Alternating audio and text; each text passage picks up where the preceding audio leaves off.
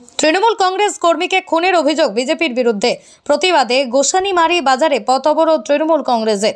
বুধবার সকাল থেকে গোসানিমারি বাজার এলাকায় পথ অবরোধ কর্মসূচিতে সামিল হন তৃণমূলের কর্মী সমর্থক ও নেতৃত্বরা। এদিন সেখানে সিতাই বিধানসভা কেন্দ্রের বিধায়ক জগদীশ চন্দ্র বর্মা বসুনিয়া, জেলা পরিষদের সদস্য নূর আলম হোসেন সহ আরও অনেকেই উপস্থিত ছিলেন। যদিও পরবর্তী সময়ে দিনহাটা থানার পুলিশের হস্তক্ষেপে উঠে যায় সেই অপরাধ। উল্লেখ্য, মঙ্গলবার দুপুর নাগাদ দিনহাটার গোসানিমারিতে বাবলু নামে এক তৃণমূল কর্মীর মৃত্যু হয়। গোসানিমারা বাজার এলাকায় বন্ধুর বাড়িতে তিনি গিয়েছিলেন। মৃতের পরিবারের দাবি, বন্ধু সকালে ফোন করে ডেকে নিয়ে যায় বাবলুকে। বন্ধু মনোজ কুমার দে সরকারের বাড়ি যান। তারপরই মনোজের বাড়ির লোকরা বাবলুকে গোসানিমারি প্রাথমিক স্বাস্থ্য কেন্দ্রে নিয়ে আসেন, কিন্তু চিকিৎসক বাবলুকে মৃত বলে ঘোষণা করে। ঘটনার পরেই মনোজরা পলাতক। ঘটনায় মনোজ সহ 9 জনের বিরুদ্ধে মামলা রুজু করা হয়েছে। এ বিষয়ে বিজেপি নেতা অজয় রায় বলেন, যাদের বাড়িতে খুন করা হয়েছে তারা প্রত্যেকেই সমাজ বিরোধী। এরা কোনো রাজনীতির ক্যাডার নয়। তৃণমূলের পায়ের তলার মাটি সরে গিয়েছে। এরা লাশ খুঁজে বেড়ায়, লাশ দিয়ে নোংরা রাজনীতি করে।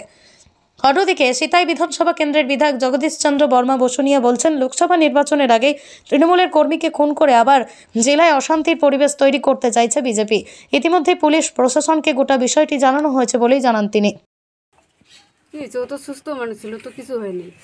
সকালে উঠলো, শুদ্ধ ভাত বানালাম, খাইলো, খাওয়া দাওয়ার পর বাজার গেল, মিস্ত্রি এসেছিলো, সবজি খরচা নিয়ে এসেছিলো, আমি রান্না বসাইছি, ওকে ফোন করলো, ও গেল। আমার কাছে আবার পয়সাও নিল, যে আমি টাস্টে নিয়ে আসবো, আমাকে পয়সা দাও। আমার কাছে 3 লাখ টাকা নিল। নিয়ে পর ওরা গেছে, ওকে ফোন করছে, ওদের বাড়িতে নিয়ে গেছে। নিয়ে যাওয়ার পর যে ওরা মানুষকে এখন ইয়ে করছে, ওকে জানতো, ওর ঘর সুতা ডুবের সাথে সাথে ওকে ডেট করে দিছে। আমাকে তো ফোন করছে যে ওখান থেকেই যে ওই জায়গায় বাইক দিয়ে অ্যাক্সিডেন্ট হচ্ছে। আমি যাওয়ার পর দেখি ও মারা গেছে। তখন সবাই কয় যে ব্রেন স্ট্রোক হয়ে গেছে, হ্যান ত্যান। পরে ওকে সবাই নিয়ে যাই। নিয়ে যাওয়ার পরে তখন পুলিশ এসে তদন্ত করার পর দেখে যে ওকে খুন করছে। যে ছোটো ছেলেটা নাকি, আমি তো ওর নাম টাম জানি না। ওরা ছেলে মানুষ যখন বেড়ায়, ওর আগে বলে মারামারি হয়েছিল রাত্রিবেলা। আমি তো তখন আমার বাবার বাড়িতে ছিলাম, বুক টুক ভাঙিয়ে গেছিলো। পরে আমার ওইখানটায় যে ওকে চিকিৎসা করছিলাম, করে ভালো হয়েছিল। হওয়ার পর তো কিছুদিন পর আবার টিবি রোগ হলো। টিবি রোগ হওয়ার পর সুগার হয়েছিল। সুগার হওয়ার পর থেকে তো বাঁচাবো না বাঁচা সামান ছিল। পরে কত কী করে আমরা ভালো করলাম, কুচু টুচু দেখার পর একটু এখন সুস্থ হয়েছে। থাকার পর এই যে মানুষ এখন মারি দিল। কী চেয়েছি, আমার স্বামী মারা গেছে, স্বামীর বদলে এখন ওদেরকেও মারতেছে। আর কী চাবো? আমার ছেলেপেলা আছে, আমার ছেলেপেলার ভবিষ্যৎ করে দেব। আমি তো কোনো কাজটা জানি না, আমি কোনো কাজ করিও না কোনো দিনও। দীপালি বসু।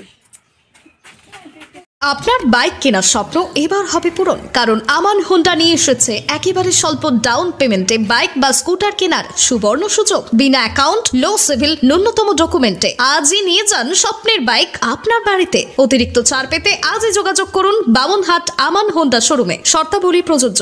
যোগাযোগ করুন 9002805414। গতকালকে আমাদের তৃণমূল কংগ্রেসের একজন সমর্থক বাবলু বৈশ্য, যার বাড়ি জামবাড়ি, উত্তর জামবাড়িতে, গোসানিমারি 1 নম্বর অঞ্চল, তাকে কালকে বিজেপির দুষ্কৃতীরা বাড়ির থেকে ডেকে এনে ঠান্ডা মাথায় তাকে নৃশংসভাবে খুন করেছে। এবং আজকে এই অবস্থান আমরা বিজেপির সেই খুনিদের অবিলম্বে যাতে গ্রেপ্তার করে দৃষ্টান্তমূলক শাস্তি দেওয়া হয়, এবং এলাকায় যে ভয়ের পরিস্থিতি তৈরি করার চেষ্টা করছে বিজেপি, তার বিরুদ্ধে যাতে সমস্ত মানুষ ঐক্যবদ্ধ হয়। এবং প্রশাসনকে আমরা এটা জানাতে চাই যে অবিলম্বে এই পরিবেশ থেকে মানুষ যাতে নিষ্কৃতি তার ব্যবস্থা গ্রহণ করা হোক। তাহলে আগামী দিনে আমরা বৃহত্তর আন্দোলনের ডাক দেব।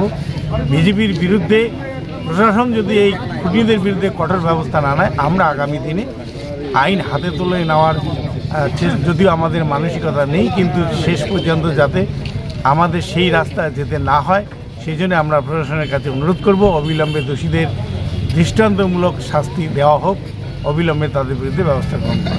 বাবলু বৈশ্য আপনাদের কোন কি দলের কি সাধারণ কর্মী ছিল না পদে ছিল? বাবলু বৈশ্য আমাদের বুথ কমিটির একজন সদস্য ছিলেন। বিষয়টা হলো, বাবলু বৈশ্য যে মার্ডার হয়েছে এবং যার বাড়িতে হয়েছে, এরা প্রত্যেকেই সমাজ বিরোধী। এরা কোনো পার্টির কোনো ক্যাডার নয়। এখন তৃণমূল কংগ্রেস, এদের তো পায়ের তলার মাটি নেই, এরা লাশ খুঁজে বেড়ায় ওই শকুনের মতো।